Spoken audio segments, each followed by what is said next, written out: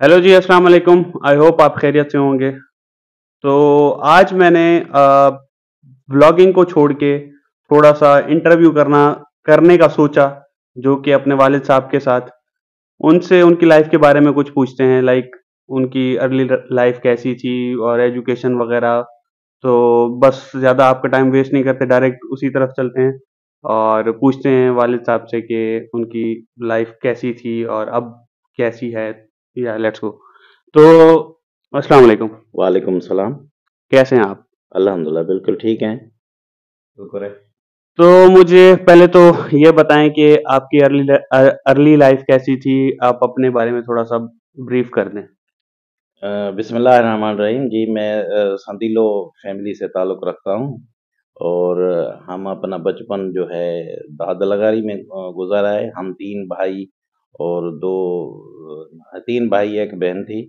अ, हम दादलगारी में बहुत अच्छा वक़्त गुज़ारा है। हमने शुरुआती तालीम भी वहाँ हासिल की है और सेकेंडरी तालीम भी वहाँ मैट्रिक हाई स्कूल दादलगारी में किया था। तब हमारे गवर्नमेंट ब्रांच हाई स्कूल था, उसके बाद जो है ना हाई स्कूल बना था और बहुत खुशी हुई थी कि हमारे स्कूल को हायर मतलब अपग्रेड किया गया। तो ये जो छोटी-छोटी बातें थी हमें बहुत खुशी होती थी। तो कोई ऐसा वाक़या जो जिससे आप खुद को प्राउड फ़ील करते हो कि भाई ये मैंने किया है तो मैं बड़ा फ़ख्र करता हूँ खुद पे? एक बिल्कुल, क्यों नहीं? हमने अपनी मेहनत करके जॉब लिए, 2 जॉब माशाल्लाह परमानेंट जॉब लिए कंपनी में हम आ गए। हम अपने बच्चों को बहुत ही देखें जब हमारे गाँव की लाइफ़ और शहर की लाइफ़ से भी बढ़कर हम अपने बच्चों को तालीम दिलवाई।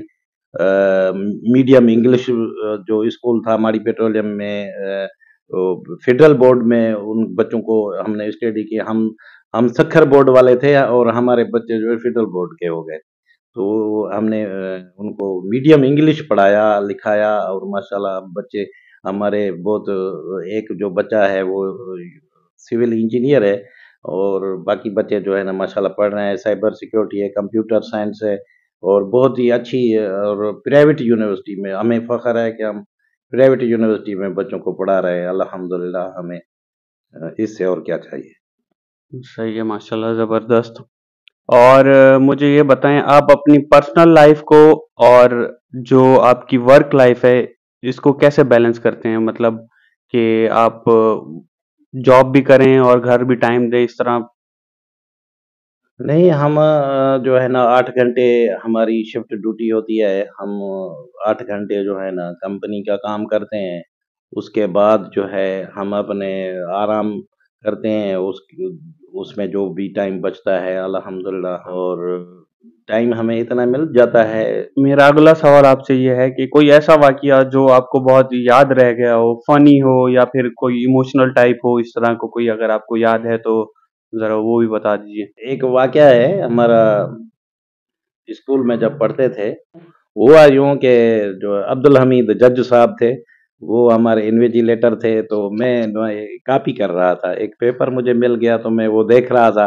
वो ऊपर आके बैठ गया कि भई सुनाओ कैसे क्या हाल है? कि पेपर कैसे हो रहा है? तो मैंने कहा सर हो तो रहा है लेकिन मैंने थोड़ा-सा पेपर देख के किया है। फिर उसने मेरे से पेपर वो जो पर्ची थी ना वो मेरे से ले ली और मुझे कहता है खड़ा हो जा। मैं खड़ा हो गया, उसने मुझे ज़बरदस्त मुँह पे ऐसा चमाट लगाया कि वो तोते उड़ गए। तो मुझे उसने कापिट कर दिया और फिर जो है ना उस्ताद कादिर बख्श उमरो थे वो जब हेडमास्टर थे उसके पास जब वो डिसीज़न के लिए गए ना, तो उसने कहा कि यार जो ये जो लड़का है इसने 2-3 लाइनें जो है ना वो कॉपी की हैं, 2-3 लाइनें, बाकी इसने खुद अपना पेपर खुद लिखा है।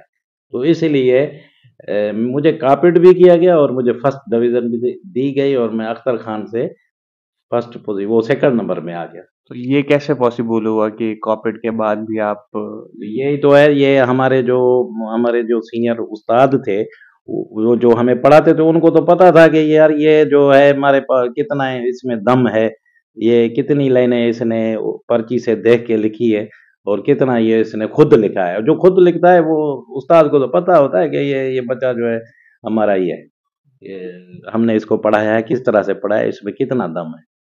तो मैंने मतलब है कि एक बड़ी बात ये है कि मैंने कॉपी भी की, नकल भी की और फर्स्ट डिवीज़न भी ली। सही, ज़बरदस्त भाई। और मुझे ये बताएँ कि आपकी ज़िंदगी में कोई उम, काम ऐसा काम जो आपको करने में ज़्यादा मज़ा आता हो? कोई गेम हो, लाइक हॉबीज़ जैसे होती है ना कि मुझे यार क्रिकेट खेलना पसंद है, इस तरह का कोई भी काम जो आप बड़े दिल से करते हो, पढ़ाई के अलावा? मैं आपको ये बताता चलूँ कि मुझे ना सबसे जो बचपन वाली बात है तो मुझे राइटिंग में मैं बहुत ही मेरी राइटिंग बहुत ही अच्छी थी और सबको पसंद आती थी। जिस लड़के ने जिस उस्ताद ने देखी थी तो वो सब कहते थे यार तुम्हारी राइटिंग ज़बरदस्त है। उसके अलावा अब हमारी जो लाइफ में जो एक्सपेरिमेंट जो चल रहा है तो हमें जो सबसे ज़्यादा घर से मतलब बाज़ार से, मार्केट से या और चीज़ें बनाने से भी हमें अपनी जॉब करने में बहुत मज़ा आता है कि हम अपनी रोज़ी जिस हलाल तरीके से करते हैं, उसमें हम अपना सुकून हासिल होता है और हम अपनी ईमानदारी से ड्यूटी करते हैं और जितना भी वक़्त 8 घंटे जितना भी होता है, हम अपने एम्प्लॉयर जो है, उसकी मतलब उसको दुआएँ देते हुए हम अपना काम करते हैं। कि हम अपनी दिल-ओ-जान से मतलब मेहनत करते हैं।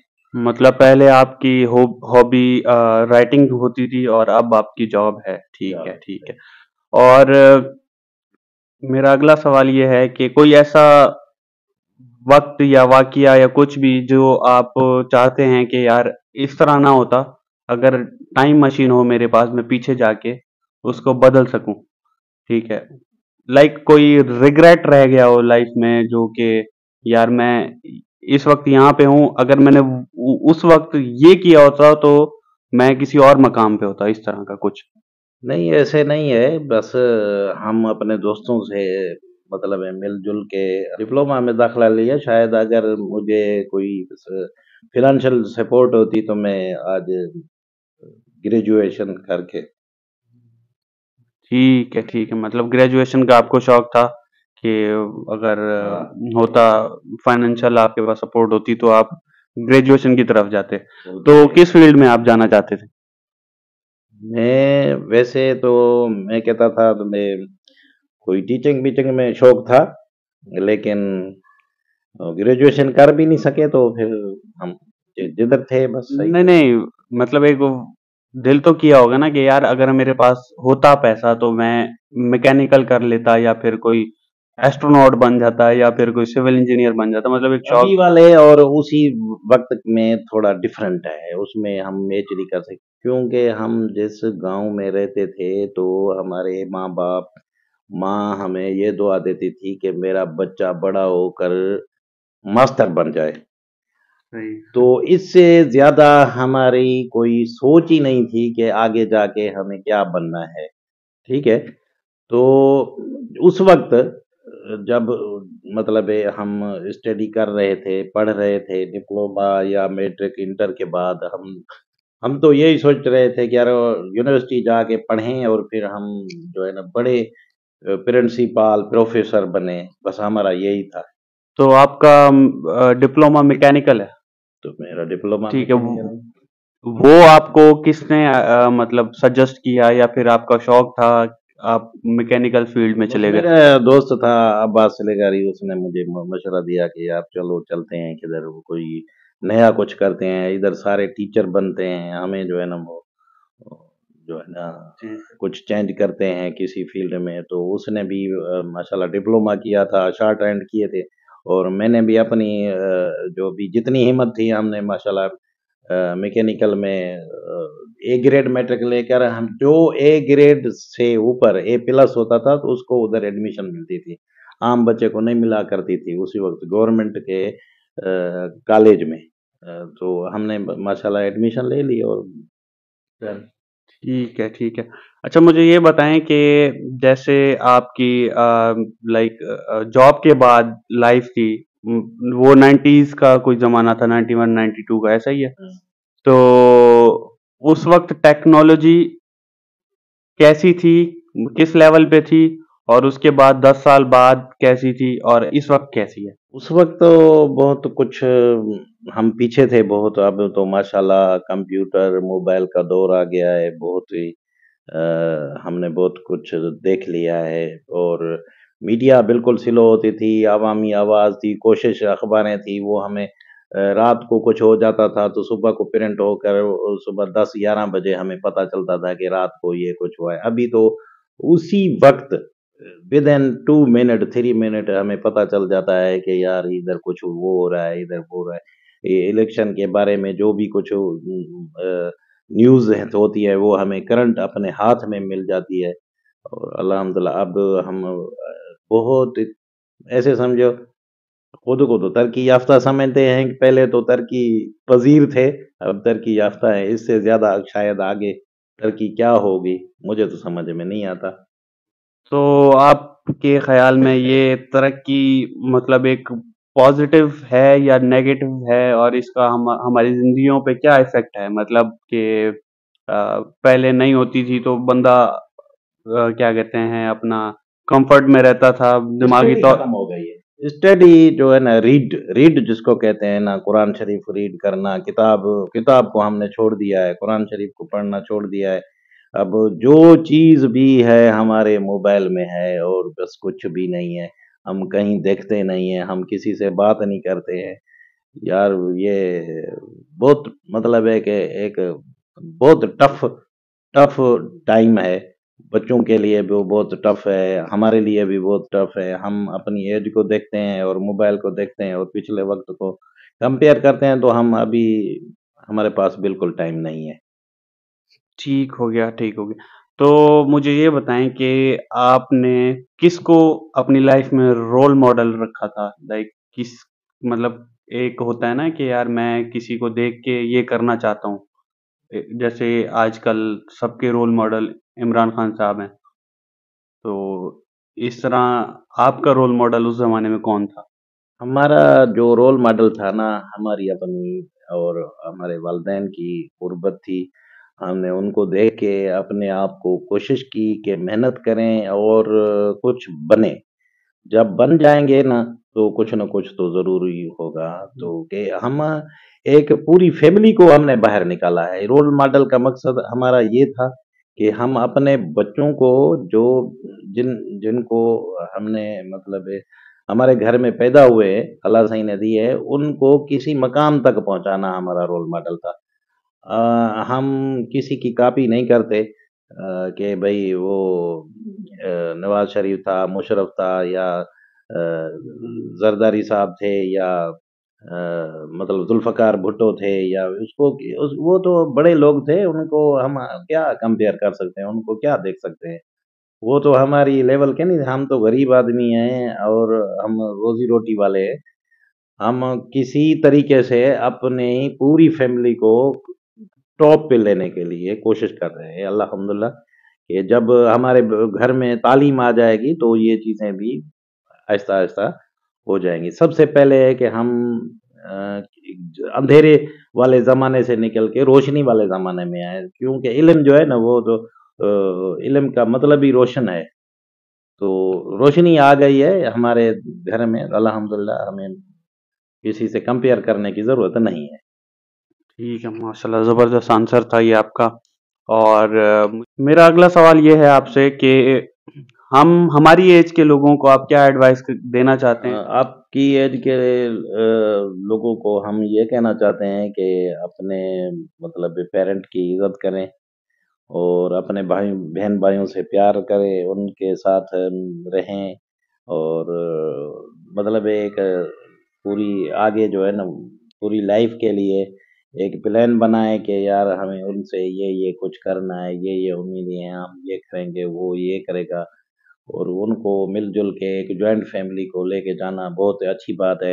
इंडिपेंडेंट और खुद पे डिपेंड करना ये नहीं है कि सब पे डिपेंड करना चाहिए और सबको मिल-जुल के चलाना चाहिए। आप बस ये है कि अपने पेरेंट की रिस्पेक्ट करें और उनका कहना मानें और जो वो बोले और जो कहेंगे, वो इंशाल्लाह आपके लिए फ़ायदेमंद होगा।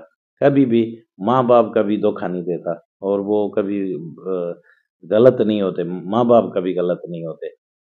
तो आपने सब कुछ बता दिया अपने बारे में, और लोगों को क्या पैगाम देना चाहते हैं, पाकिस्तान के लोगों के, खासकर सिंध के लोगों को, जो कि हमारे सबसे सिंधी भाई पहले हैं? सिंध की बात तो मैं बाद में करूँगा। हम अपने रिश्तेदारों को और हमारे जैसे जो कम मतलब दौलत वाले लोग हैं, गरीब मिस्किन लोग हैं, उनके लिए मैं सबसे पहले ये कहूँगा कि यार जो भी मतलब एक काम है अपने दिल से करें, और कभी भी किसी मंजिल पे या कोई आपके अंदर में आपके दिल में कोई मतलब उम्मीद है कि मैं यार ये कुछ करके जाऊं, या ये मैं नहीं कर सकता, मेरे पास पैसा नहीं है, ये बिल्कुल गलत है। आप अपनी हिम्मत करें, मेहनत करें, और आपको मेहनत का सिला अल्लाह सिंह देता है। और कभी भी ये कभी ना सोचें यार उसके पास ये है और मैं नहीं कर सकता, या मुझे नहीं लेके सकता। तो ये चीज़ें जो है ना नहीं करें, आप अपनी मेहनत करें, अपने काम से वफ़ादारी करें। अपने इर्द-गिर्द के लोगों से जो है ना ईमानदारी से काम मतलब उनसे जो बिहेवियर है वो अच्छा रखें, इंशाअल्लाह ताला कामयाबी आपकी होगी। उसके बाद सिंध के लोगों के लिए मैं ये कहूँगा कि खुदारा अब जिए भुट्टो ब बंद करो, और अपना जो है शऊर को वोट दो, शऊर को। शऊर समझ रहे हो ना, जिसको मैं समझो यार जो ये बंदा अच्छा है और वो हमें कुछ करके निकलेगा, वोट उसको करो। बार बार एक बंदे को दे रहे हो, बार बार मैं ये नहीं कहता कि आप भुट्टो को ना दें, बिल्कुल दें, लेकिन बार बार ना दें, किसी और को भी देखें कि वो यार ये नहीं है, तो उसको देखते हैं वो क्या करेगा। लाइक आप कह रहे हैं कि ये मुल्क वैसे एक्सपेरिमेंट्स पे चल रहा है, तो एक बार एक्सपेरिमेंट करके देख लें कि यार इसने काम नहीं किया तो दूसरा कर सकता है या हाँ, नहीं। जब हमारी तबीयत खराब होती है तो हम एक डॉक्टर के पास जाते हैं। डॉक्टर के पास जाते हैं तो उसका उससे इलाज करवाते हैं, उससे दवाई लेते हैं, अच्छे खासे पैसे उस पर खर्च करते हैं उसके कहने पे। फिर हमें उसका फ़ायदा नहीं होता, तो हम क्या करते हैं यार, डॉक्टर बदलते हैं। डॉक्टर को बदल के देखो यार, ये डॉक्टर इसका इलाज नहीं लग रहा, तो किसी और डॉक्टर के पास जाओ, उससे इलाज कराओ। हो सकता है उसकी कोई दवाई हमें असर कर दे। फिर दूसरे की, तीसरे की, चौथे की, बंदा रुकता नहीं है। ये इलाज तो सुन्नत है ना, चेंज तो करेंगे ना आप, डॉक्टर चेंज करते जाएँ, लेकिन आपको इंशाअल्लाह ताला कामयाबी होगी। लेकिन हम पता नहीं है वोटों के बारे में सिंध के लोगों के लिए मुझे याद आया कि वो एक ही डॉक्टर के पास जाते हो, वही दवाई, वही चीज़ें, वही बार-बार खर्च करते हो उसके ऊपर, कामयाबी नहीं होती।